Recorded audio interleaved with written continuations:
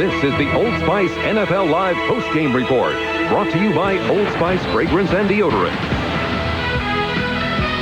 And now we welcome in those of you who watched the overtime game from Foxborough. Howie Long is with us this weekend, as is the Juice. And let's get to those scores and highlights, beginning at Arrowhead, where Kansas City grabs at least a wild card. And if Seattle should upset San Diego later today at the Kingdome, well, then the Chiefs could be the champions of the AFC West. They have eliminated Dan Reeves' Broncos in the process. The final is 42-20. Huge day for the Kansas City defense. Derek Thomas pressuring John Elway, causing the interception by Benny Thompson, who laterals to Charles Mincy, and Mincy runs 32 yards for the touchdown, which made it 14-7 in favor of the Chiefs in the second quarter. Take a look at the replay, though, and believe me, I am no proponent of a return to the replay rule, but in this case, the play would have been ruled dead there because his knees were down before he lateraled. KC defense again, getting to Elway, flushing him out of the pocket. He throws on the run.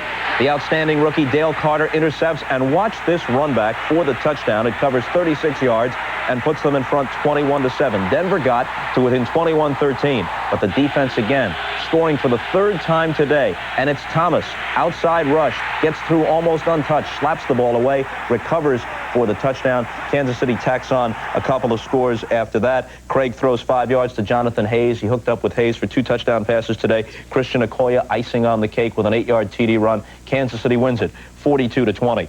Minnesota plays spoiler today. They were already the champions of the NFC Central. They finished the year at 11-5 for Coach of the Year candidate Dennis Green, and they end the season for Brett Favre and the Packers, who could have been a wild card with a win today. Instead, the final playoff spot in the NFC goes to the Redskins. Favre trying to get them started early. The catch is made here by Jackie Harris. He rolls into the end zone. They ruled him down at the 2, but the Packers did score from there, took a 7-0 lead. But Sean Salisbury was clicking today. He rolls left, finds the tight end Mike Tice. This results in a touchdown, and the Vikings took the lead at this point 17-7 in the second quarter. There was a key play for Green Bay a bit later on. This is the 5th reception of the day, a 9-yard catch for Sterling Sharp, the 107th of the year, and with that catch, he passes Art Monk for the all-time record for most receptions in a single season. But the Packer offense was shut down most of the day, trailing 27-7. Favre is looking for Sharp, but it's intercepted by Vency Glenn. Glenn had 3 interceptions today. He returns this one 50 yards back into Packer territory. So now the Redskins, despite their loss at home to the Raiders yesterday, are in the playoffs, and Dennis Green is able to literally soak up the victory as the Vikings win it 27-7. They've got to play in the wild card round, even though they're champion of their division, and we'll tell you about the wild card matchups in the NFC in just a minute. First, let's show you some highlights for those of you who did not see the full game. Oh, here we are, the Giants and the Eagles. These scores were out of order in my list, but there's Ray Handley, whose entire tenure was out of order, and soon it will end as the pink slip is in the mail for him.